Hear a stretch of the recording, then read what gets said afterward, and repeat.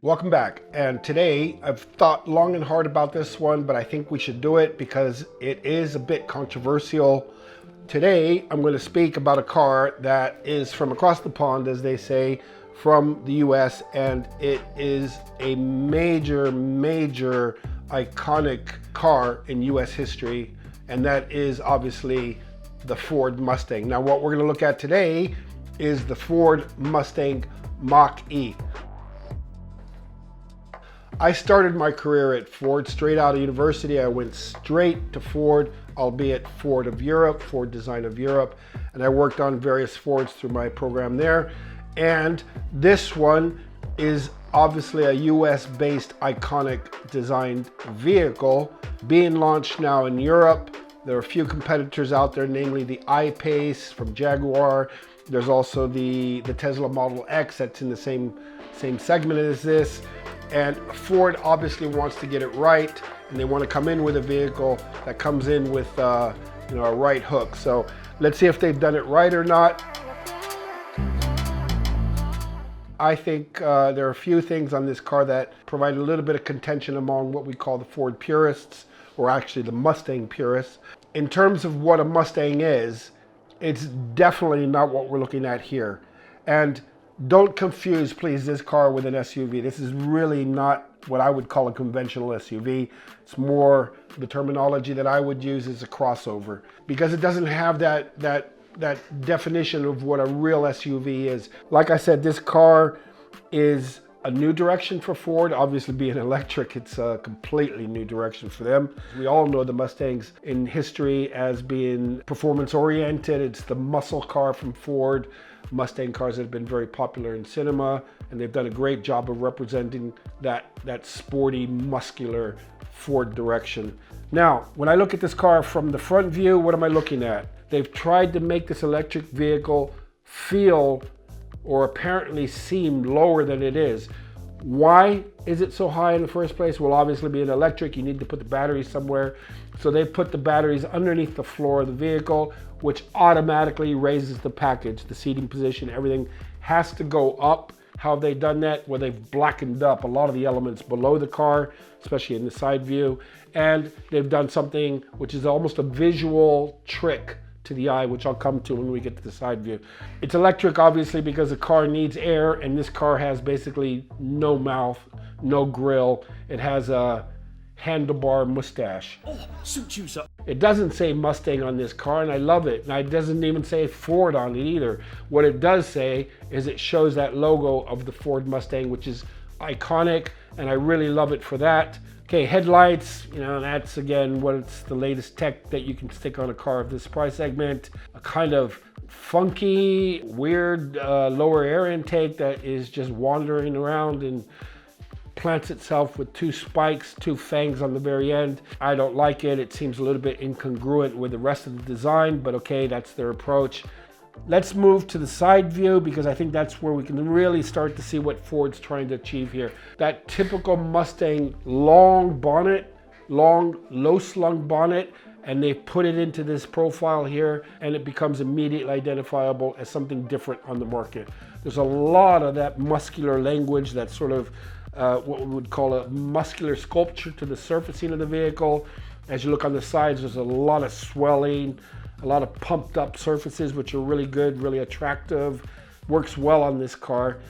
That visual trick I mentioned earlier that they've tried to do to disguise the height of this vehicle is a simple one. It's effective. They put these black strips that come up along the A-pillar line, that follow along the cant rail and come down into the black glass. Now, what does that do? When you look at the car from the side view, you almost lose any volume that you would see above the cant rail, that upper line of just above the glass. So what that does is make the car visually appear a little bit more squat, a little bit flatter in profile. It works. Another one of the things I like on this car is the very short, very compact overhangs on the vehicle. So if you look at the car from the side view, there's not a lot of mass sticking out in front of the front wheel or sticking off the rear end. It's very compact in terms of overall length, and that works good. And then again, these very cropped almost front overhang and rear overhang just makes the car feel right on its wheels, planted as we say.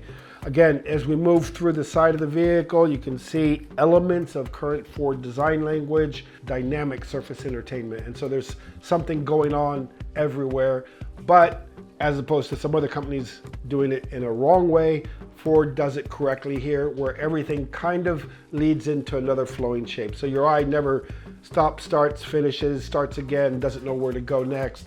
It's absolutely done properly here on this vehicle. Now, What the hell is that?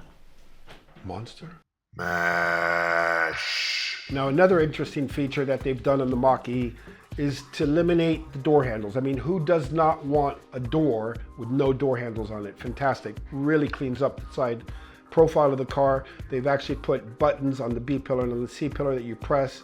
The rear one is nice. You pop it and then basically the door comes out and then you grab the door edge. They've managed very well to capture what we would call a coupe type design. So it has that non-SUV look, non-even crossover look. It's just a quick, fast drop, which isn't really that quick. It's a visual trick, like I said, on the eye. Look how much mass is actually above that on the rear hatch area. You can see that there is a bit of surface area going up there to increase the headroom in the back there. I like the treatment that they've done over the wheels. They've given some accent, some brutality, some ruggedness to having that area accented above the tires on the fenders. When you start to put some type of surface definition, it always breaks up the surface and makes it appear to be lighter and less massive than it actually is. So they've done that well. Now, as we move to the rear of the car, what we see is something quite interesting in terms of repeating that iconic muscle car look from Ford, which is that distinguishable rear end light graphic.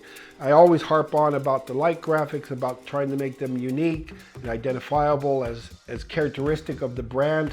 And they have repeated it here and done it very well. They've gone with a tri-bar light unit on the rear of the car, which is very Mustang. You just have to recall, the 68 Ford GT bullet car from Steve McQueen in San Francisco, if you remember that film. And then also, if you look at the early 70s, they kept it going with the Mach 1. It's a traditional Ford light graphic, and I'm very glad that they've stuck with it, because it really hammers home the fact that this is a Ford Mustang, albeit a little bit bigger. Again, from the rear view, you can really start to see how they've done that trick with the A pillar coming down over the cant rail and down into the C pillar to flatten the car, to lower the car visually, and it works really well.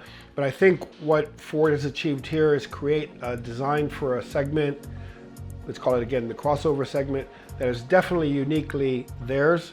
And we have to hold that in high regard when you're able to achieve a new design for a company that hasn't moved into that territory yet, but are, and creating something identifiable with their mark, albeit more towards a segment that they haven't been in before, and is perhaps even, I would say, appealing to the European market.